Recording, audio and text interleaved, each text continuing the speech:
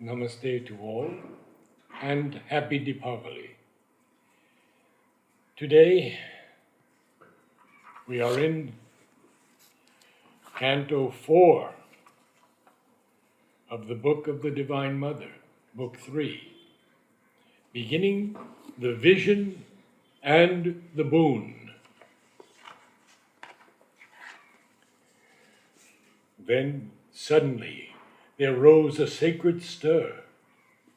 Amid the lifeless silence of the void, in a solitude and an immensity, a sound came quivering like a loved footfall, heard in the listening spaces of the soul. A touch perturbed his fibers with delight. An influence had approached the mortal range. A boundless heart was near his longing heart. A mystic form enveloped his earthly shape.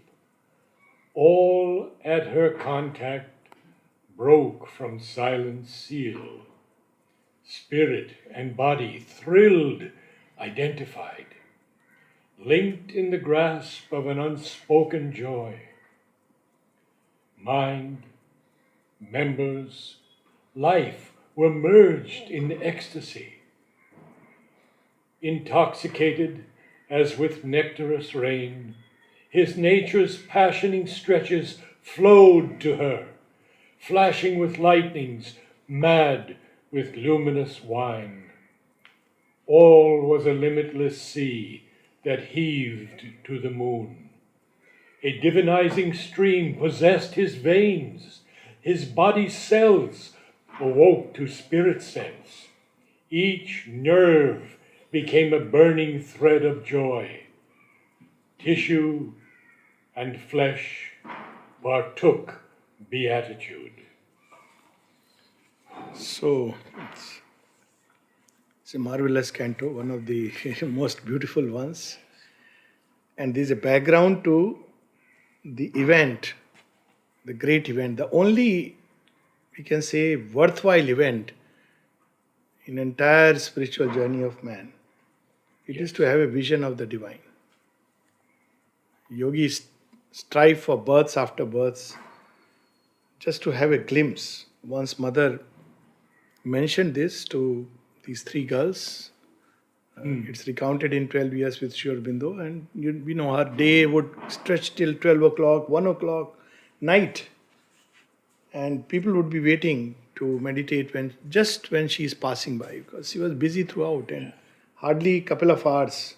That too not asleep, but during that time she was working in other worlds. So three of these girls, 15, 16, they were waiting, and mother got a little late, and one of them gave the flowers and went away. Yes. So these two girls gave to mother, said, she has gone away. When mother asked, where is she? So mother said, sages and saints do tapasya for thousands of years to have a glimpse of mine. And God's way to see. God's way to see. And I made myself so easily accessible. So this was informed to the girl. And when she saw the mother next day, she said, Mother, we don't know what is tapasya, because you have kept us under the big shelter of your, like a banyan tree.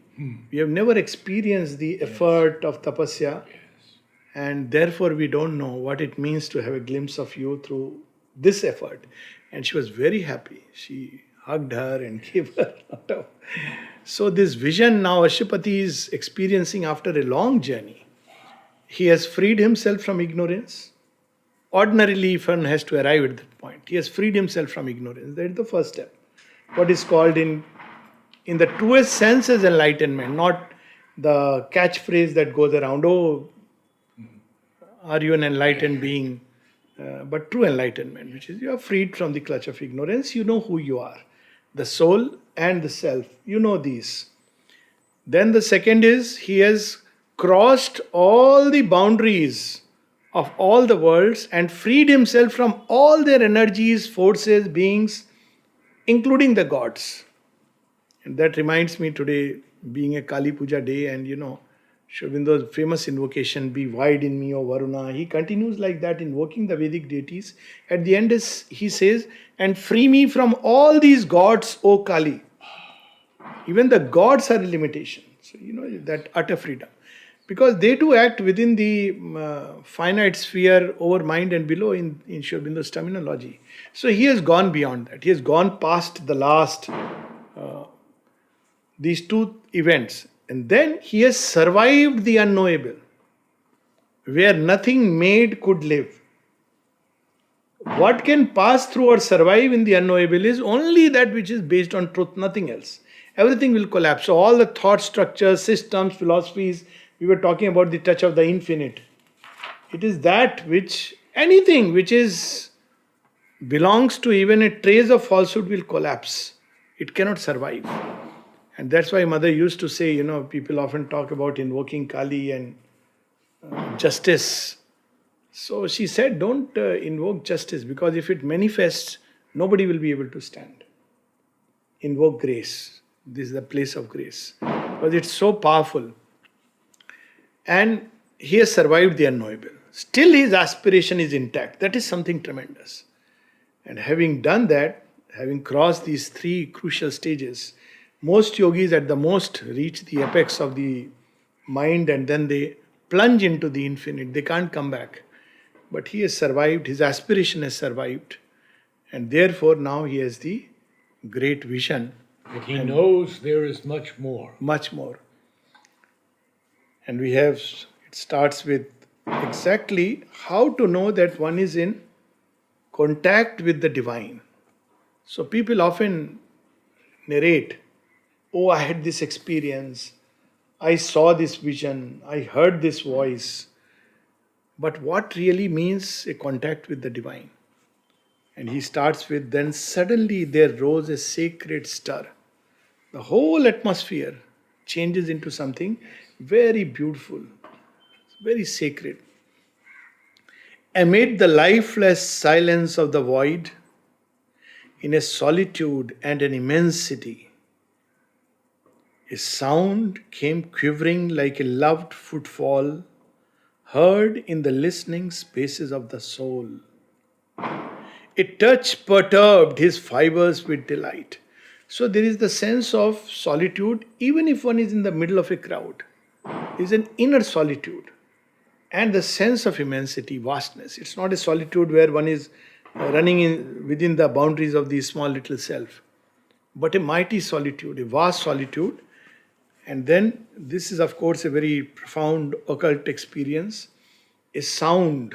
Yes. His coming is often announced or felt or heard by a sound, very feeble, very gentle. And it can take many forms. Some hear the flute of Krishna, some hear the gongs like temple And we bells. have that long passage. Yes, in the world soul. Oh. So different kind of sounds may arise within that the Lord is near. Like, you have announcement that the king is approaching, the king is approaching. But this sound is like a loved footfall. Somebody whom you are waiting for. How you recognize, "Oh, my dearest friend, my beloved, here he is." So Meera has described this experience in a very interesting way. She says when Krishna is approaching, there is a bhajan where she says she hears the thunder of clouds. And she says, "Badal dekh dari." She is afraid because suddenly, she hears all the... What is afraid in her? Now the ego has to renounce. It cannot. I can no more be Meera, the princess and this and that, all the things with which world has known me, all that must go. So she says, "Badal dekh dari." And another place she says, "Sunire maine avan ki, hari avan ki padchap." She hears the footsteps of the divine beloved who is approaching in the secret cavern of the heart. And what do we experience then? Delight. But look, the prefix, perturbed. Because we are busy with our soulless, lifeless routine. So it perturbs the delight, the touch of that delight. In fact, at one place, Sri Aurobindo says, peace is the sign of the divine presence. Ananda of the creative force of the divine. the mother's touch is felt as delight, whereas the Purusha aspect as peace and silence. Ananda, now it is the Divine Mother. An influence had approached the mortal range.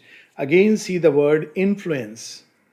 Now, regarding the ashram we were talking about, and Sri Aurobindo, one place says in one of the letters, on what does the yoga depend? Capacity for meditation, concentration, japa, this, that.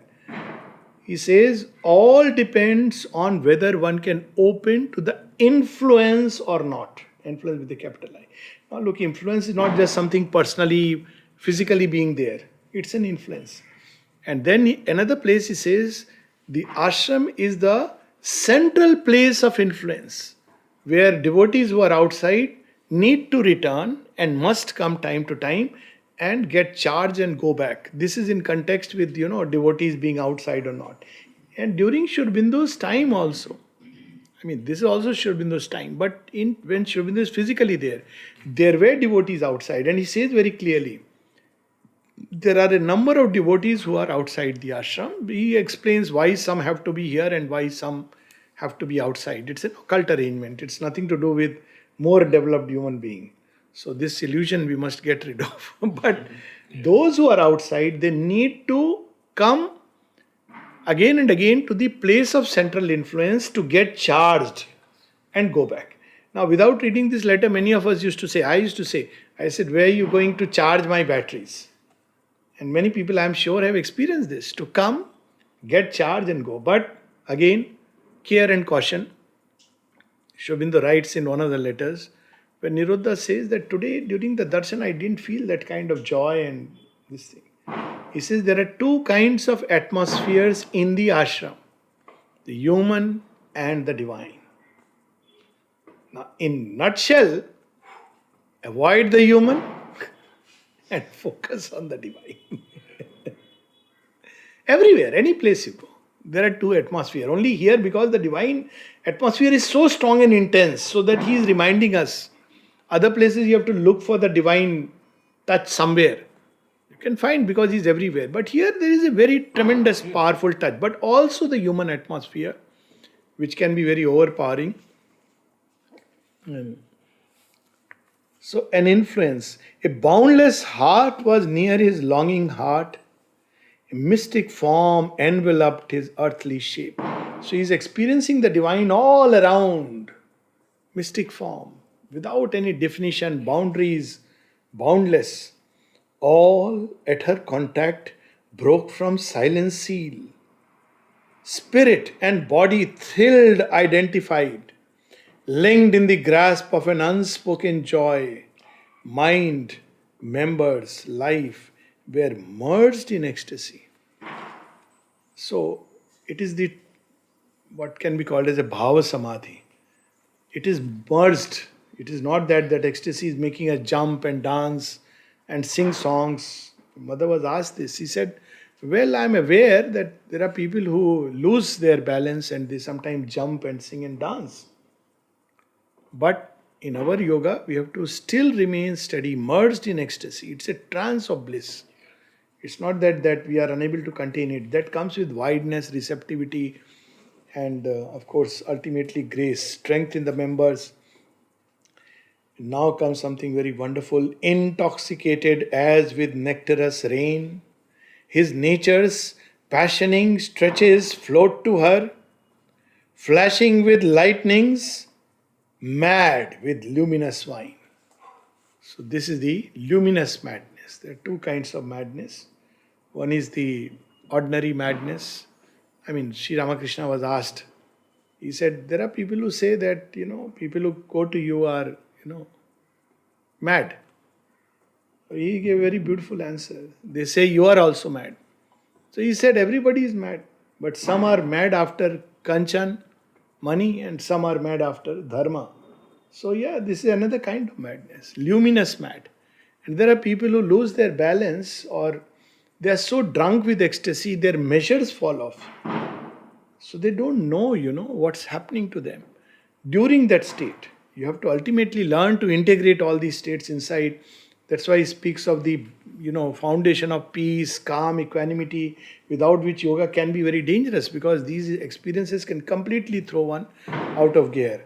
So this is the luminous wine, the somras, the real somras spoken of in the Vedas. All was a limitless sea that heaved to the moon. A divinizing stream possessed his veins. His body's cells awoke to spirit sense. Each nerve became a burning thread of joy. So you see, there is already a hint of physical transformation that is going on. That Ananda, this is the secret. And you see, it's very interesting, this link of Ananda with even longevity and freedom from disease. At one place, the mother speaks of the psychic, which brings the sense of ease and health in the body. Because it brings that, because it pours that substance into the body. And this Ananda being connected with the bodily health and otherwise, so Ananda is like a sap which is running. You see the tree, branches and everything, but where is the energy coming from? From the sap. So for us also, the physical manifestation is blood, life energy. But where is the storehouse, the generator? It is the Ananda. That's why when Ananda is diminished, nowadays people ask in medicine whether there is a will to live and a joy to live. If these are missing or diminished, we say it is very difficult to recover from an illness. And that's why depression is so dangerous, because depression opens to many, many dark and dangerous things, including illnesses, because sustaining power is gone. So we take it the other way, that when this Ananda streams in, it automatically flows into the cells, flows into the nerves, and automatically sets right everything. They were thirsty for this joy, for this delight. Tissue and flesh partook beatitude. So Ananda, love and beauty are all one, but different shades or sides of one reality. Wherever there is Ananda, there is love and beauty. Wherever there is love, there is Ananda and beauty. Wherever there is beauty, there is Ananda and love. It's just the side which has been put forward. Someone put it very beautifully, that if you take Ananda to be the tree, then love is the flower, and the fruit, beauty is the fruit. So you can look at it like that. But they are fruits and flowers of Ananda. The more Ananda grows, the more these things grow. But it requires all this complete freedom, like Ashtrapati. It doesn't come just like that. And then what happens? Not only the body, but still further. A light, the dun, unplumbed subconscious caves, dun, dull, grey. Even they, suddenly that Ananda goes there, as if they were waiting. Thrilled with the presence of our longed for tread, and filled with flickering crests and praying tongues. The prescience. And filled, yes, thrilled with the presence of her longed for tread. Even the demons, the asuras, the jinns of the subconscious, they were waiting for her touch. And when the touch comes, they thrill to her presence. And jeweled crest. Look, it's almost like a snake, hooded snake with a cobra with a money on the head. So it is jeweled crest. And they are waking up. Oh, the Lord has come. Lord has come. There are many stories in Indian mythology like that. Even lost in slumber, mute, inanimate, his very body answered to her power. The one he worshipped was within him now. Flame pure, ethereal trust, a mighty face. What can describe this? Flame pure. Purity, ultimate standard of purity is that burning fire. Ethereal trust. How beautiful. A mighty face appeared and lips moved by immortal words. Lids, wisdom sleeves, drooped over rapture's orbs. So the drooping lids are holding back the rapture. If they were to open, we can't stand before that rapture of raptures. So drooping lids, holding the rapture inside. A marble monument of ponderings shone, a forehead, shide script, and large like ocean's gaze towards heaven. Two tranquil eyes of boundless thought looked into man's and saw the God to come. So this is darshan. Yes. Yes. Two tranquil eyes of boundless thought. See, this is the difference. We look at God and see Him like another human being, puny human being. God looks at us and says, this is me in another form. Looks at a worm and sees, this is a God to come. Looked into man's. And that's how Mother looked at all of us. That's why she bore and continues to bear all of us. If I may use the word, tolerate all of us. Otherwise, where will we hope? So, because she doesn't see the defects and difficulties, that's our way of looking at it. She says at one place, my child, I always look upwards. I look towards beauty. I look towards wisdom. I look towards the light. And then she tells the disciples, you also must do that. Because if we look at the dark side of life, we will see everywhere and we'll be drawn into the dungeon. Good lesson. As they say, pin it. If we could look into man's eyes and see the God to come. A shape was seen on threshold mind, a voice absolute and wise in the heart's chambers spoke. And now starts a beautiful passage where the Divine Mother herself is revealing to Ashupati. She knows why he has come. So she's not asking him what boon you want. It will come later on. He will still ask. She knows his heart. So she is trying to caution him that I know what you are going to ask, but you be careful what you are going to ask. If you ask, I will give you. But first, the word of caution. O Son of Strength, who climbst creation's peaks, no soul is thy companion in the light. Alone thou standest at the eternal doors. What thou hast won is thine, but ask no more. See, Ashupati has gone all the way to the very highest. At one place he says, the boon we have asked from the Supreme is the highest that the earth can ever ask. Now, earth is lying dull and flat. Earthly beings are busy asking from God about my job, my money, my health, my little concerns. That's earthly beings.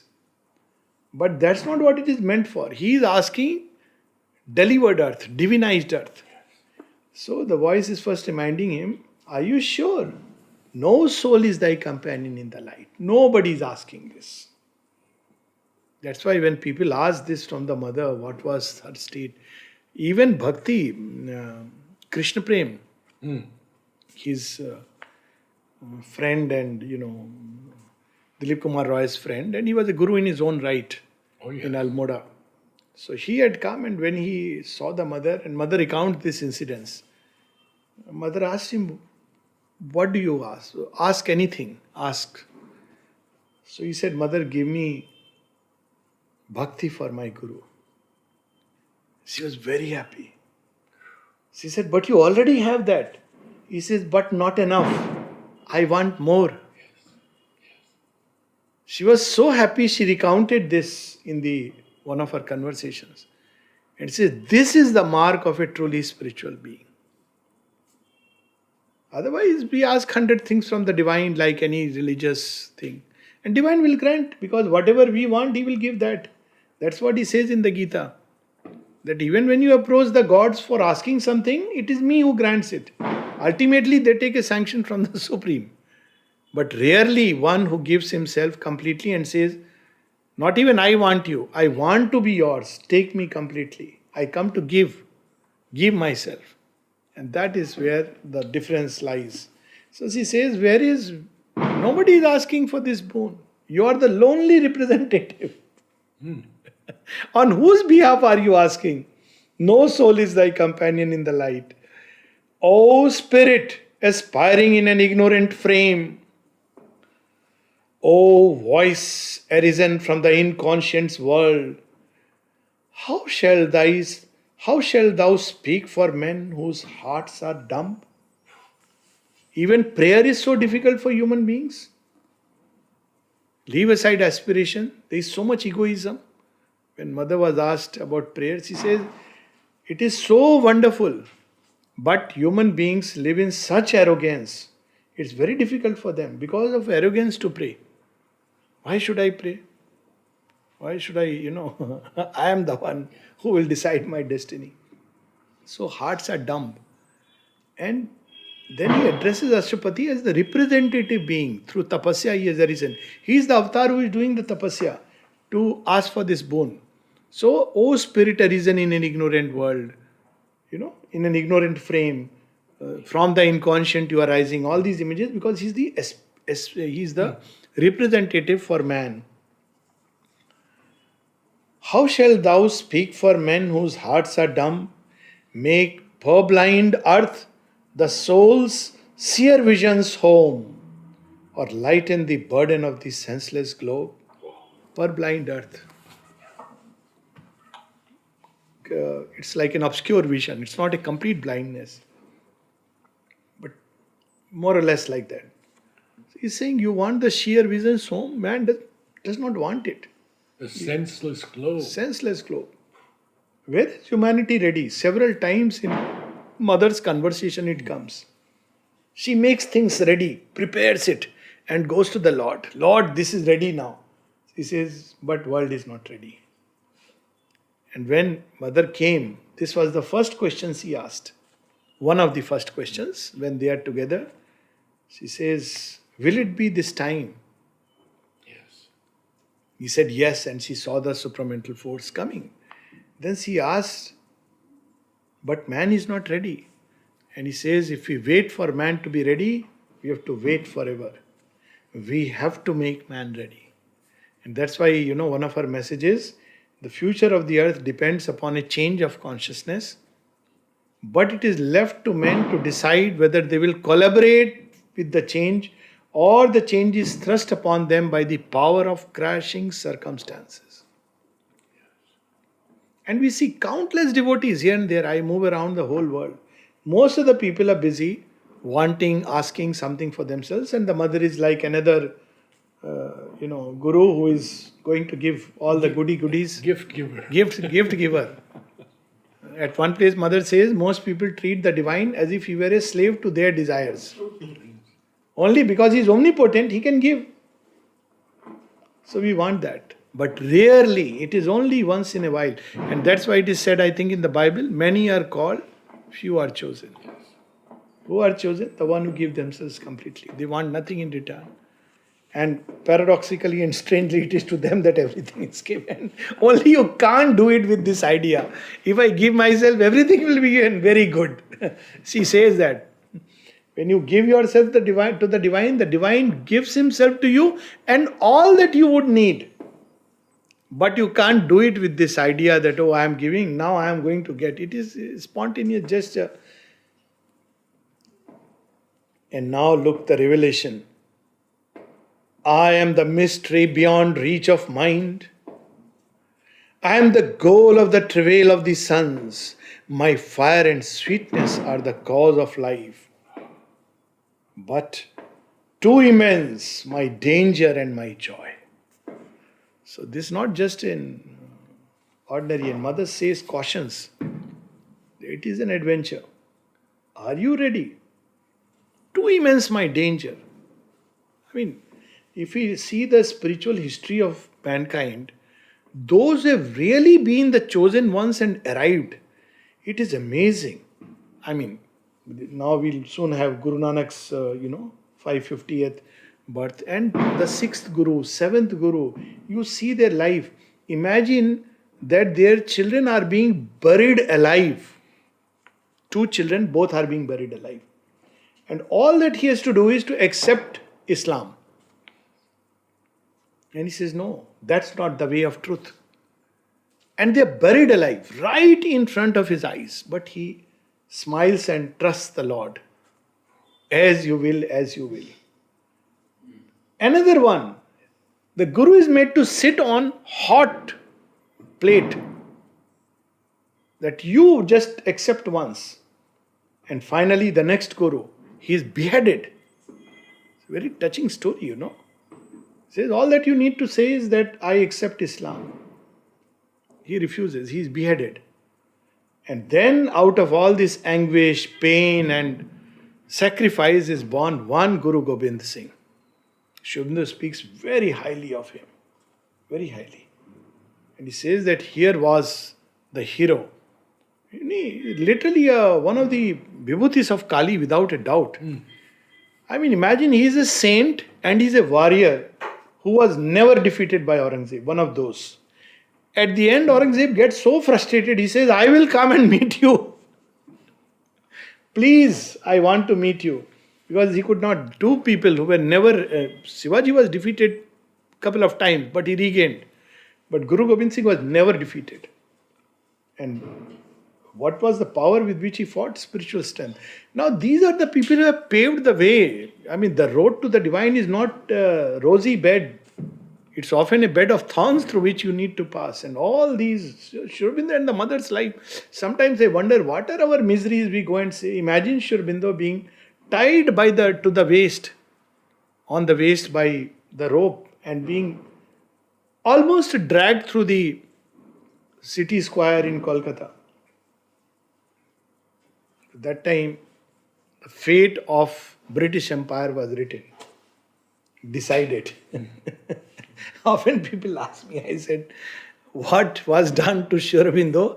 The fate was already decided. Because, just imagine being dragged. All that could be seen in him is a Cambridge educated English speaking person. They have shown the way. Same with mother, living here for years with patched sarees. She would sweep the place and, because she didn't want even handkerchief, she would keep on repairing and using it. So once Huta recounts, somebody asked mother, why are you doing this? You have got some nice handkerchiefs and, keep it away. She lifts up and says, no, it has served me so long. How can I? If she can feel like this for a handkerchief, imagine what she would feel for a human being who has dedicated his life in her service. When one of the disciples departed, she says, his soul went and fused straight into the supramental being. And then she describes all that he carried in his heart was enthusiasm for Sri Aurobindo's work. That was his only moving force. I want to do Sri Aurobindo's work, I want to do Sri Aurobindo's work, nothing else. And she says, straight to the supramental world. What a tremendous... Yes. Would you comment a little on the Lord's saying, I am the fire and sweetness of life. It's wonderful. This actually in many ways, many levels. Yes. This fire, what does it do? This fire burns away the dross, burns away the ego, burns away all that obstructs and holds us back from the Lord. And when this has happened, then we taste the sweet nectarous rain of His Ananda. There is no Ananda without that. But that's why it is experienced by the human consciousness as a danger. Not that the Lord's touch is dangerous. Somebody asked the mother that about the dangers of yoga. She said, it's not yoga which is dangerous.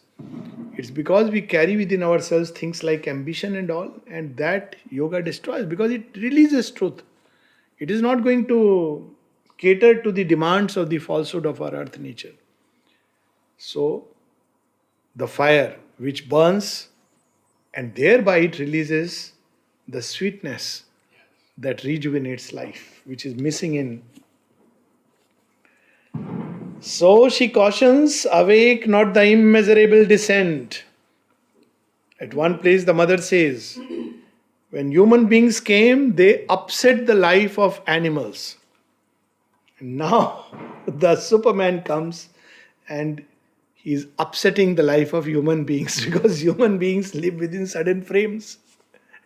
Superman has no such frames. Mother says his moral sense will derive from within. Not moral sense, but the intuition will tell him what is the thing to be done. There is no frame through which he will act. So human life will be upset because human life lives within measures and certain ways. And no morality. It's something much beyond. And the typical aims that people follow. Marriage, children, job and all this. But for this being, there is something far greater, which an ordinary humanity is not able to see. So it upsets the life, and human beings would often find it, very disconcerting. So, awake not the immeasurable descent, but the descent has happened. So, well, bad luck or good luck, depending on which side of the fence you stand. If you want to remain identified with the old humanity, bad luck. Things are not going to be what you want them to be. The human world is crumbling and collapsing, and only that which can be lifted up to the forces of greater light, they will be taken up. Rest is collapsing, and one can see that. And to those who are looking forward, waiting for this day, for God knows births, that a day should come when we should be able to go beyond humanity into a new humanity or superhumanity, they would rejoice. Now is the moment. So, But Mother also says that maybe even humanity will not survive. yes, he said The that. That general only humanity. a link will remain and one portion which will be lifted up. She spoke of, Yes. she prophesied actually, that because of this action, long time, of course, there will be a long time where humanity will be given a chance to change. But eventually, there will be several layers. So there are some who are not ready for the sacrifice needed for the superhumanity of tomorrow. But they somewhere want. So they will be lifted into a higher kind of humanity, more harmonious, more beautiful, less querulous, more integrated. And that we can see now all over the world, this Yes. movement is done. Then there are some who are ready to go through any difficulty, come what may. And they are the ones who go into the superhumanity of tomorrow. And there are many who are more close to the animal type. They will collapse back into the animal and get integrated into the animal nature. And then there is a perverse kind of humanity which he says is an aborted attempt, and that will be destroyed, absorbed back into its origin. So one can see the stirrings already are taking place. So there will be a higher humanity which will remain a link between the beast and the superhumanity tomorrow, because the evolutionary link will remain, which will climb up further. So she cautions him, man is too weak to bear the infinite's weight. Truth born too soon might break the imperfect earth. That's why the moment she saw, see when children came, the school started, and you will see that from a certain period of time, almost from I think 50, 51, playground talk started.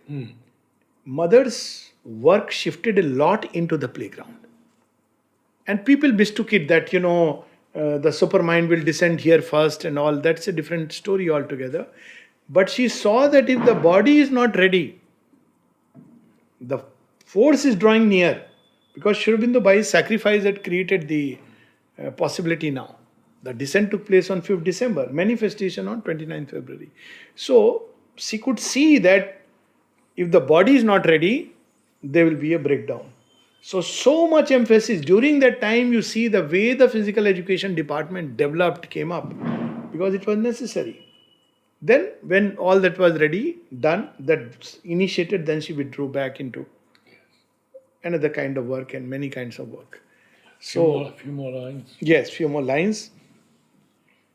So she tells him, truth born too soon might break the imperfect earth. And that's why it's so important in this yoga to also do some good physical exercise, to have a strong body, strong mind, and a strong life energy. And at the same time, a supple body, supple life energy, and a supple mind. not a rigidly strong, something which is supple and strong. Otherwise, even Swami Vivekananda realized this at one point.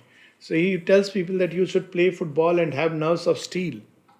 How will you bear the onrush of that power? He himself experienced the breakdown. At 39, he himself suffered.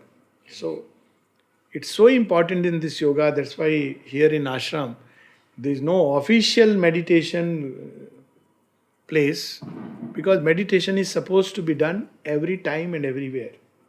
There is an official meditation timing, but no official meditation place. But there is a playground which is official. Entry to playground is most difficult. You may be qualified to do the yoga, but you may not be qualified to enter the playground. It's an irony, but that's how it is. So, emphasis on the body. Leave the all-seeing power to you its way. 10,000 years, million years, it will happen. Ashwapati, don't worry. One day divinization will take place. Somebody asked me in one of the talks long back, 20 years back, in one of the Air Force stations. So he said, what is the hurry? Evolution will ultimately reach. I said, yes, absolutely. So what is the hurry? I said, yes, a couple of million years of more suffering, pain, humanity, the way it is. Perfectly fine. No issue. But some people don't like to, stay in this kind of a mess all their lives. So they are in a hurry. But you can choose the second track, the slow track. It's perfectly fine. But you can choose the other track. Yoga is fast forward evolution. So she says, all seeing power to you the way.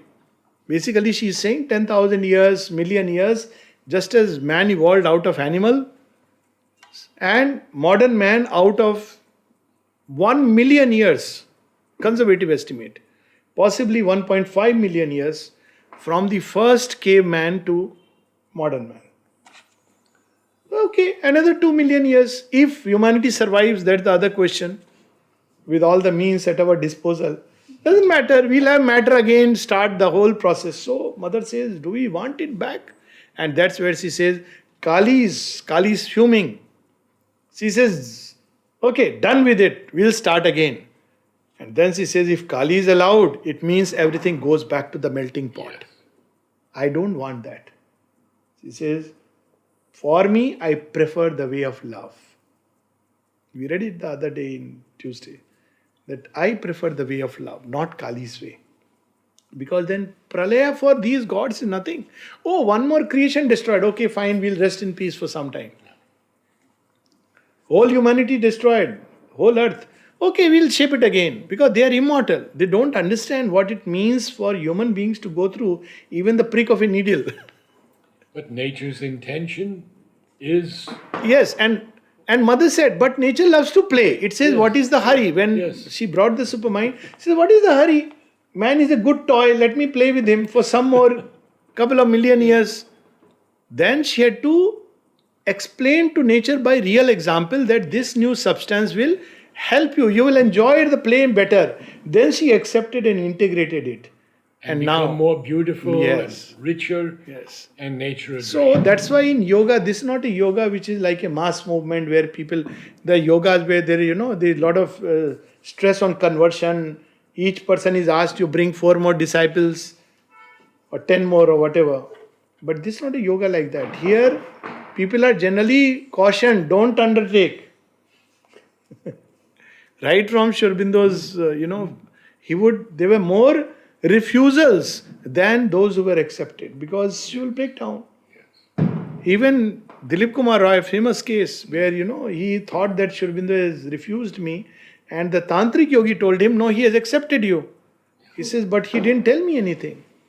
And then he tells him that you have a lump in your abdomen. He says, yes, it's a hernia. He says, that's why Sri Aurobindo did not accept you, because under the pressure of the yoga, this will burst. Get it operated, then go back to him. Yes. So he needed all the way, and then he tells Sri Aurobindo, why didn't you tell me? And you made a tantric yogi tell me all this. He says, if I would have told you, would you have believed me? He was so full of doubt. He says, if I would have told you, would you have believed me?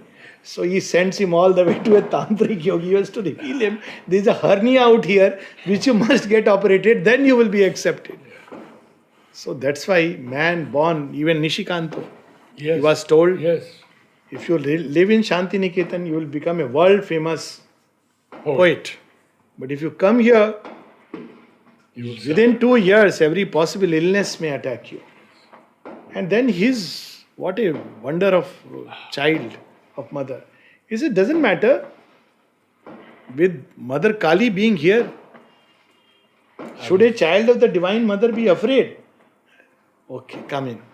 And no wonder, every possible illness he had, but lived so long and progressed so beautifully on the path of yoga. So one must understand the difficulties and the danger. Few lines more we'll read, then we'll stop. So she says, leave the all-seeing power to you its way.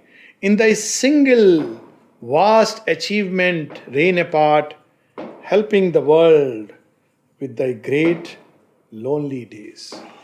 So Ashwapati, Sri Aurobindo must have been told at some point, why are you wanting to transform the earth? You are experiencing it. Now you know this is the destiny of man. Man will catch up after million years. But that is where I keep saying Sri Aurobindo's compassion. He could have gone ahead with his own transformation, and the mother, of course. Yes. But they waited for us, took us together, so that now we are tied to them. Now, all the forces which deny, they have no choice because we are in that big ship. So we are passing through only because we say we are part of Sri Aurobindo's bandwagon. So when the forces attack us, we have to say like those little ducklings, Mother Duck is there. Then they, okay. Okay, Alok, thank you. wonderful. Thank Yeah. May the light and love surround our life.